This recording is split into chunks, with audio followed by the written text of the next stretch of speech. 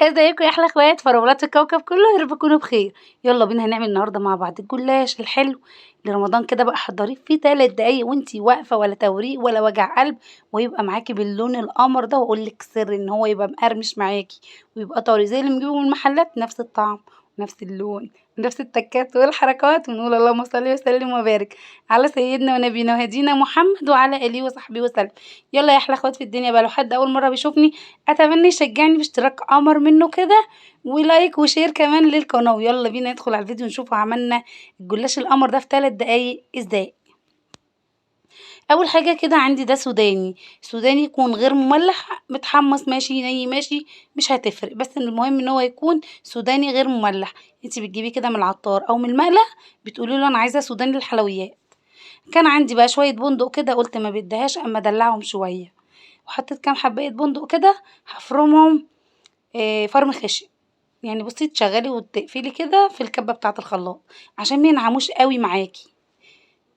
ماشي لحد هنا، لحد هنا ماشي. محضّرة بقى معايا كده 3، 4 معالق من جوز الهند، تقدري تحشيه بالحشوة اللي أنتِ عايزاها، سوداني بس، جوز الهند وزبيب، زبيب بس، اللي عندِك اشتغلي بيه، ما توقفيش على أي نوع من المكسرات. حطيت عليهم بقى هنا كده معلقتين من الشربات، وحطيت الشربات هنا ليه كده على المكسرات دي، عشان لمّا أحشي بيه الجلاش زي ما شفتوه في أول فيديو كده، الحشوة مش طالعة منه متماسكة جوّه قطعة الجلاش. ديّة بقى لفة جلاش كده كنت جايباها دي 350 جرام. بيبقى في ساعات جلاش بيبقى اللهم صل على النبي نُص كيلو، عادي هيشتغل كده أو كده. اللفة دي كانت 10 ورقات، قسمتها 2 كده، خدت 5 ورقات على بعض. وجبت بقى الحشوة كده في النُص زي ما أنتم شايفين، وكتّري اوعي تستخسري. أنا بقى من الناس اللي بتحب الجلاش يكون يعني محشي محشي كده يكون فيه حشوة مليانة كده تكون حلو. وجبت بقى الصينية بتاعتي كده وحطيت فيها. يلا بينا نشوف التانية الأخرى هنعملها ازاي بنفس ذات الطريقة.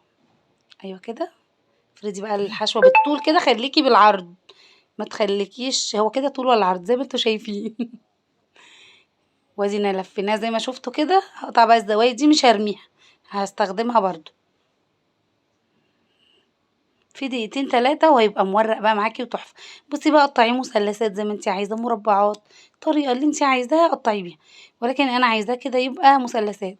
استنوا شِلت الكام قطعة دول كده وهارجع أحطهم تاني، بس عشان أعرف أقطّع الجلاش. سكينة حامية بقى عشان تساعدِك في التقطيع، السكينة الحامية في ثواني كده ما تبهدلش معاكِ الجلاش، وفي ثواني بتكوني مقطّعاهم يعني. كل سنة وأنتم طيبين وبخير يا رب، وربنا يجعله رمضان سعيد على الأمة الإسلامية كلها.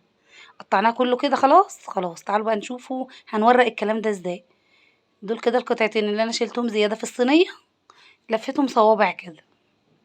جبت هنا كوباية سمنة دافية، مش سخنة، سمنة دافية، وهنزل عليها كده بمعلقة صغيرة مليانة من البيكنج باودر، عشان بس السمنة تكون دافية عشان تدوب البيكنج باودر ما يحببش معايا. واقلبها جامد بقى مع بعض كده. البيكنج باودر بيدي للجلاش معاكي لون حلو وهشاشة، وتيجي تقطمي تلاقيه هش خالص كده زي اللي بنجيبوه جاهز بالظبط. شربتِ بيه بقى كده الصينية كلها الجلاش. تقدري تستخدمي أي نوع سمنة أنتِ تفضّليه، ولو سمنة بلدي يا سيدي، ما فيش سمنة بلدي أي نوع سمنة أنتِ بتفضّلي بتشتغلي بيه. أنا بقى هاسويه إزاي، مشغّلة الفرن بتاعي على درجة حرارة 180، سِبته 5 دقايق، بعد كده هادخّل الجلاش ده كده على الرف اللي في النُص وهاسيبه في الفرن لمدة نُص ساعة على درجة حرارة 180. طلع معايا بالجمال ده يا جماعة، تحفة، لون وطعم وريحة، والله العظيم حلو أوي. بُصّوا بقى متماسك إزاي، والحشوة عشان حطينا عليها شربات من الأول بتكون متماسكة كده جوّه الجلاش.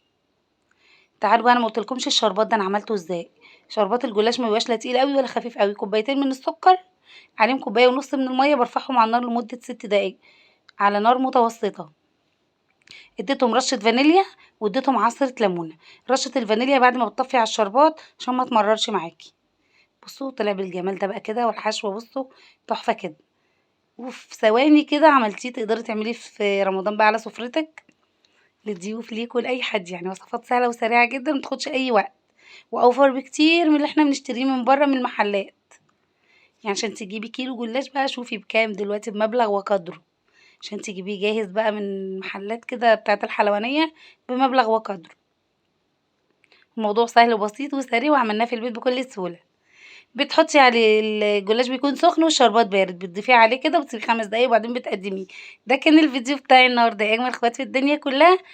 أتمنى لو عجبكم الفيديو بتاعي بقى ما تنسونيش بقى في لايك وشير وسبسكرايب كده للقناة، عايزين نعدي يا جماعة وربنا يكرمنا كده والقناة تتشاف. باحبكم في الله، أشوفكم على خير وخير الفيديو اللي جاي. باي باي.